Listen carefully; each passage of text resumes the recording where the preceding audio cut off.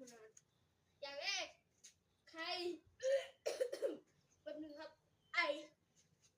อยากเตะแรงๆแบบพี่เตโน่นะคุณต้องมาดูเนี่ยมาดูมาน้ำเนี่ยเป็นน้ำนั้น ใกล้หน่อยดิเนี่ยต้องใช้รองเท้าการเตะครับเตะต้องเตะแบบให้ตรงนี้ครับดูอุ้ยขอโทษนะเตะผิดคนขอโทษนะลูกอย่างต่อไปใครจะปั่นโค้งสวยๆต้องใช้เท้าปั่นแบบนี้ให้โค้งไปเลยมาดูไปดูว้าวขอโทษครับขอโทษมอมพ่อขอโทษ